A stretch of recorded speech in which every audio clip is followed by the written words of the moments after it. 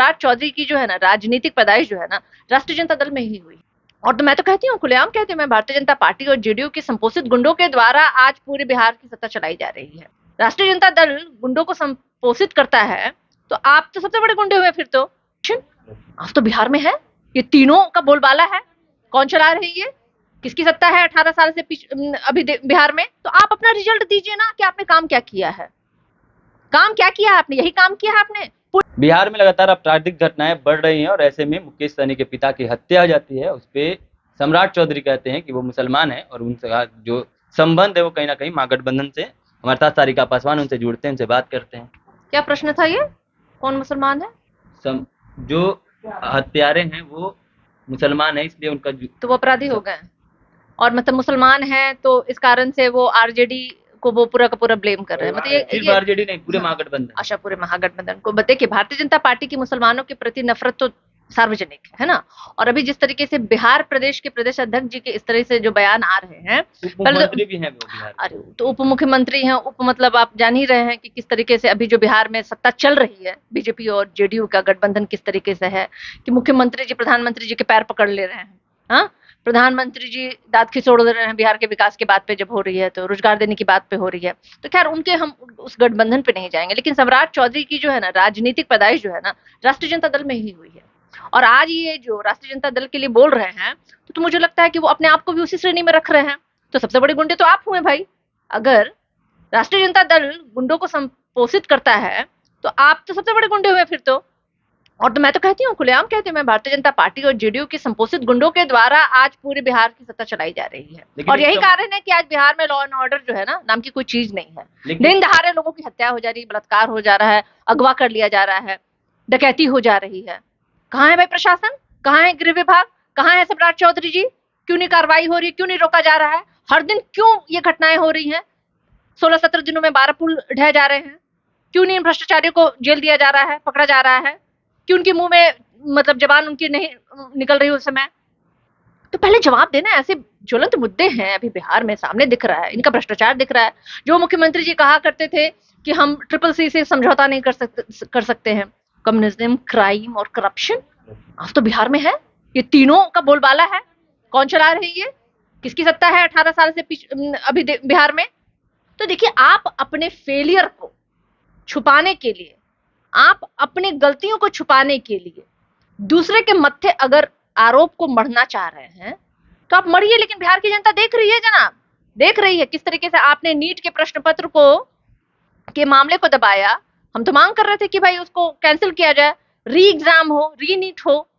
हम तो लगातार कह रहे हैं, मुख्यमंत्री जी के भी संज्ञान में दे रहे हैं कि मुख्यमंत्री जी आपको पता नहीं है तो देख लीजिए, महज 16 दिन में 12 पुल ढह गए, 13 पुल शायद ढह गए ना, अभी 14 पुल ढह गए, और अभी हो सकता है 1-2 दिनों में 2-4 और पुल ढह जाएंगे, क्योंकि सबकी तो बिसात वही है, वही कॉन्ट्रैक्टर, वही पुल बनाने वाले, मतलब कॉन्ट्रैक्ट देने वाले अधिकारी हैं।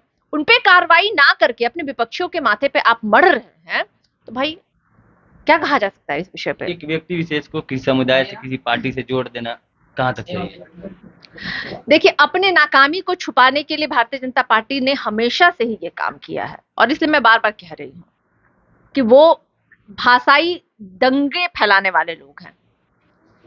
दंगे तो फैलाने में आपने देखा कि गोधरा से लेकर के कोई ऐसा छुपा नहीं है, भाजपा का जो कुकृत्य चेहरा है वो छुपा नहीं रहा है।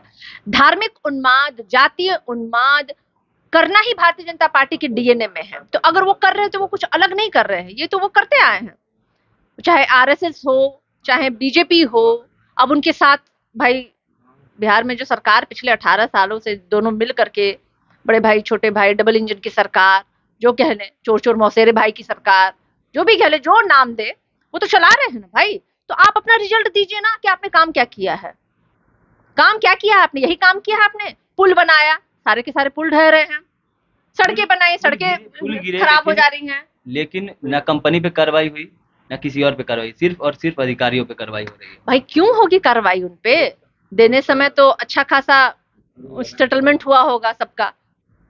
इसलिए हम क्यों कह रहे हैं कि नीट में जो बच्चे 720 अंक लाए, जो कि 40-40 लाख रुपए दे करके क्वेश्चन पेपर उन्होंने खरीदा, आखिर वो कौन थे? कोई गरीब के तो बच्चे नहीं होंगे, हमारे और आपके बच्चे तो होंगे नहीं। वो तो जरूर है कि कोई मालदार ही लोग होंगे जिनकी की सीधे डायरेक्ट उनका कनेक्शन होगा सत्ता के साथ। तो अब ऐसे लोगों पे कार्रवाई सरकार नहीं करेगी, सरकार किन पे कार्रवाई करेगी? गरीब, दलित, पिछड़े, शोषित, वंचित, कमजोर तबका, उसको पकड़ो कानून, उसको जेल में भर दो। शराब तस्करों के माफियाओं पे कार्रवाई नहीं होती है, लेकिन एक गरीब, दलित, पिछड़ा जो होता है ना, वो खरीद करके अगर सड़क पे पीकर दिख गया तो उसको सीधे जेल भेजा जाता है। जब कड़ा कानून बिहार में लागू है तो तस्करों पे क्यों नहीं पाबंदी लगती है? जब अगर सत्ता है यहाँ पे, अगर सरकार है यहाँ पे, पुलिस है यहाँ पे, तो अपराधियों को क्यों नहीं पकड़ा जा रहा है? क्यों प्रतिदिन हत्याएं हो रही, क्यों बलात्कार हो रहा है? हाँ, आप बेवकूफ बना रहे हैं बिहार की जनता को, हाल ही में बरगला रहे हैं आप। एक वीडियो वायरल हो रहा है गिरिराज सिंह का, जिसमें वो कहते नजर आ रहे हैं अगर मुस्लिम लोग देख लेगा तो ब्लॉक कर देगा, यानी एक उन्माद फैलाने का काम करेगा। भाई मैंने कहा ना कि भारतीय जनता पार्टी जातीय उन्माद, धार्मिक उन्माद, काटो, लड़ो, मरो, डिवाइड एंड रूल की पॉलिसी करते रहते हैं ये लोग। नीतीश जी भी उन्हीं के साथ हैं, दलित महादलित कर देते हैं, पिछड़ा अति पिछड़ा कर देते हैं। हमारे भाइयों को जगने की आवश्यकता है। मैं बार बार अपने वीडियो के माध्यम से कहती हूँ, अपने दलितों को, पिछड़ों भाइयों को, सारे बहुजनों को मैं पूछना चाहती हूँ और बोलना चाहती हूँ कि आप जगिए। ये डिवाइड एंड रूल की पॉलिसी बिहार में भाजपा और जदयू लगा रखी, आप इनके झांसे में मत आइए, वरना आपका शोषण निरंतर ये करते रहेंगे, अपने सत्ता पे बैठे रहेंगे ये, और तमाम लोगों का शोषण ये होता रहेगा। तो अब हमें जगने की आवश्यकता है, हमें ऐसे बहुरूपियों को पहचानना है और इन्हें सत्ता से बाहर करना है, वरना इनकी मोनोपोली, इनकी डिक्टेटरशिप जो है ना, हमेशा ही दलितों, पिछड़ों और बहुजनों के खिलाफ ही रहेगी, अल्पसंख्यकों के खिलाफ रहेगी। अब अल्पसंख्यकों के लिए मुझे बोलने की आवश्यकता नहीं है, भारतीय जनता पार्टी तो हमेशा से ही नफरत करती है उनपे। चलिए, हमारे साथ सारिका पासवान थी, जिन्होंने साफ तौर पे कहा कि जदयू और भाजपा मिलकर दोनों डिवाइड एंड रूल की पॉलिसी चला रही है, इस पे हमें सतर्क रहना चाहिए। और भी तमाम खबरें हम तक पहुंचाते रहेंगे। तमाम खबरों के लिए जुड़े रहें बात के साथ। तब तक के लिए धन्यवाद।